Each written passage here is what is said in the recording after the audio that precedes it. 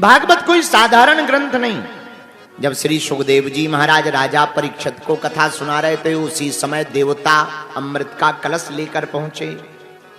महाराज ये अमृत का कलश है, राजा परीक्षित को पिला दो, ये अमर हो जाएगा। कथा अमृत हमें दे दो। सुखदेव जी ने राजा परीक्षित से पूछा, बताओ सौदा करोगे? कथा इनको दे देते हैं, अमृत तुम पी लो, तुम मरोगे नहीं। परीक्षित जी बोले, महाराज फायदा किसमें है? सुखदेव जी बोले, राजन अमृत पान करने के बाद मरोगे तो नहीं, ये तो तय है, पर दुखों से नहीं बच पाओगे। पर कथा पान करने के बाद मोक्ष की प्राप्ति होगी। न तुम्हारा दुख बाल बांका कर पाएंगे, न संकट बाल बांका कर पाएंगे। गोविंद के शाश्वत चरणों की सेवा प्राप्त होगी। अच्छा ऐसे समझो, बहुत से लोग हमें मिलते, गुरुजी हमने एक व्यक्ति से पूछा, हमने कहा इतना दान पुण्य क्यों कर रहे हैं? बोले स्वर्ग जाएंगे। हम कहा गारंटी है कि तुम स्वर्ग जाओगे? मान लो नरक में चले गए, और आज तक जितने भी लोग मरे हैं, एक भी वीडियो फुटेज नहीं आई है कि स्वर्ग में गए हैं, मरे ही मरे। बगल के गांव में एक बहुत मडरी कतली आदमी था, हमारे बगल के गांव में। अब वो मर गया कुछ दिन पहले, तो उनके लड़कों ने कार्ड लिखवाया निमंत्रण के लिए, हमारे पास आया। तो उसमें लिखा था उनके द्वारा कि अमुक अमुक हमारे पिताजी अमुक अमुक फलाने सिंह स्वर्गवासी हो गए। हमने कार्ड को एक कोने में रखा और हम हंसने लगे। एक पंडित जी बैठे थे बगल में, बोले आप हंस क्यों रहे? हम कहा जब ऐसे मडरी कतली स्वर्ग पहुंच गए, हमारे जैसे लोगों को तो अब स्वर्ग जाना ही नहीं चाहिए। सब लोग स्वर्गवासी। बात थोड़ा टेढ़ी है पर समझ में अच्छे से आएगी। कथा का मतलब ये नहीं है कि तुम मरने के बाद स्वर्ग जाओगे, और अगर इस लेवल से तुम कथा सुन रहे हो तो तुम्हारा सुनने का लेवल बहुत नीचे स्तर का है। कथा का मतलब ये है कि तुम जीते जी घर को ही स्वर्ग बना लोगे, जिंदगी को ही स्वर्ग बना लोगे। और जिसको यहां जीते जी स्वर्ग मिलेगा, निश्चित है मरने पर भी वो स्वर्ग ही पाएगा। और तुम जीते जी नरक पाओ, मरने के बाद स्वर्ग पाओ, ऐसा असंभव। इसीलिए कथा क्या दिखने में तो देखो, अमृत में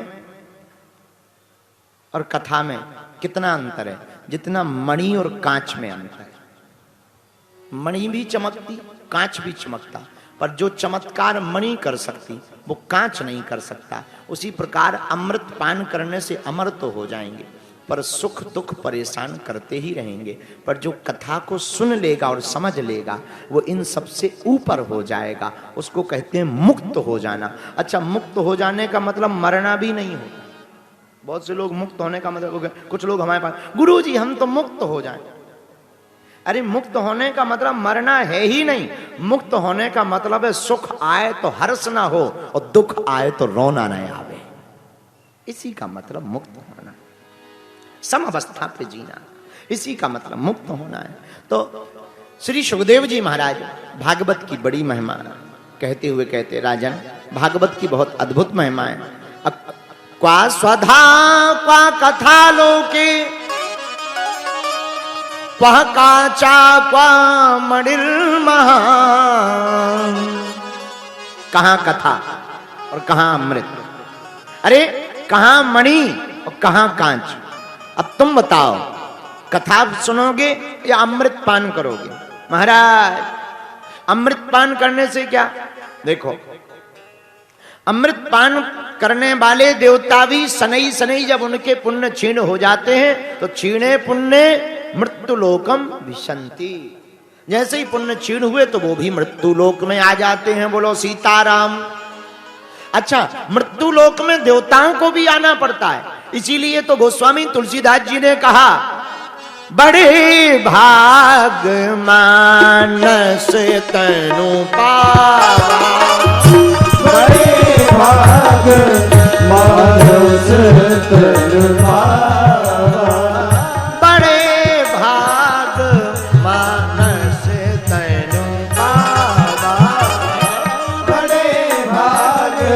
मानस तन पावा पावा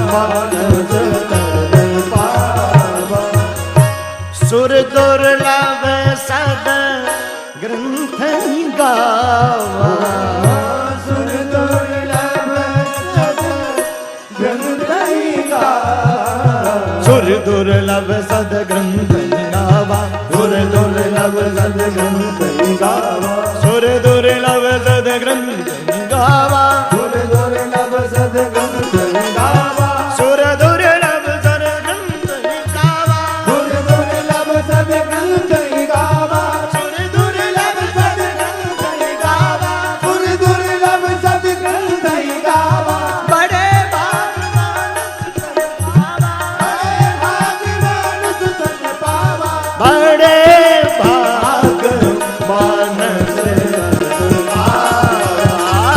बड़े भाग बड़े भाग मानस तन पावा श्री राम जय राम जय जय राम श्री राम जय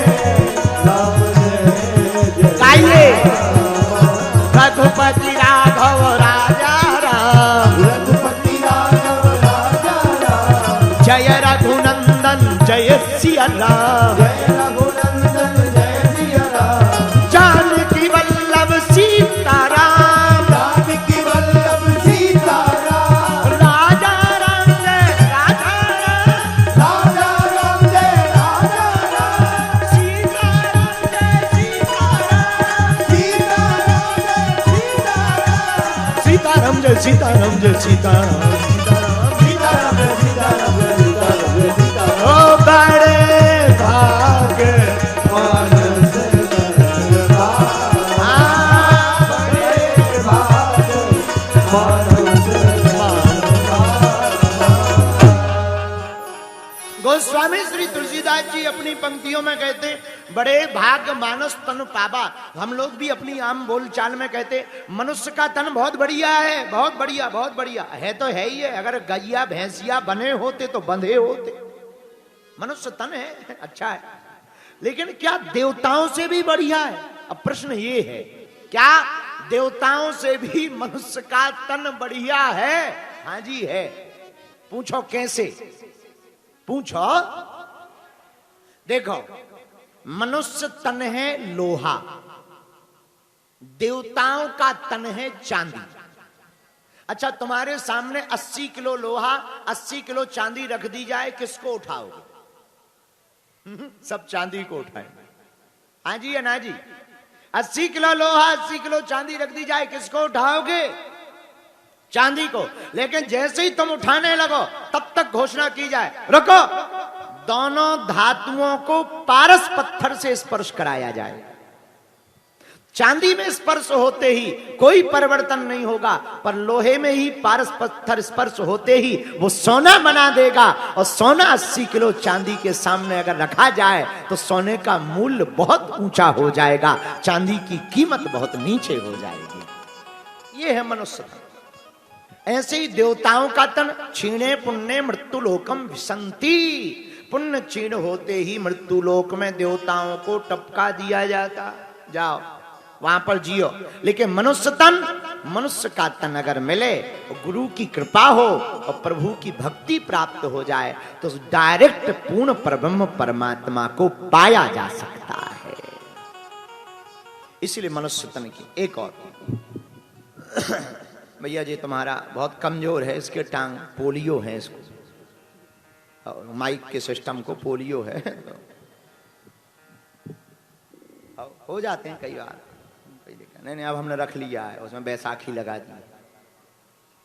हाँ, श्री राम जय राम। श्री सूत जी महाराज शौनकादिक ऋषियों को समझाते हैं, श्रीमद् भागवत की महिमा को सुनाते हुए कहते, देवताओं का अमृत वापस कर दिया भागवत के सामने।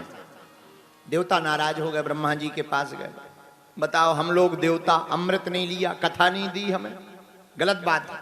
अच्छा महाराज कथा में ऐसा है क्या? ब्रह्मा जी बोले 7 दिन में देख लो। जब 7 दिन में देखा कि परीक्षित जी भगवान को पा गए, तब देवताओं को बड़ी जलन हुई, ईर्षा हुई। एक तराजू के पल्ले पे भागवत को रखा, दूसरे तराजू के पल्ले पर सभी ग्रंथों को रखा, पर भैया टस का मस नहीं हुआ। तब देवता चकित हो गए। लघुनिन्यानि जातानि गौरवेण इदं महत् तदा ऋषि गणः सर्वे विस्मयं परमं ययुः। अद्भुत है भागवत, उसको देख करके देवता सब परेशान हो गए।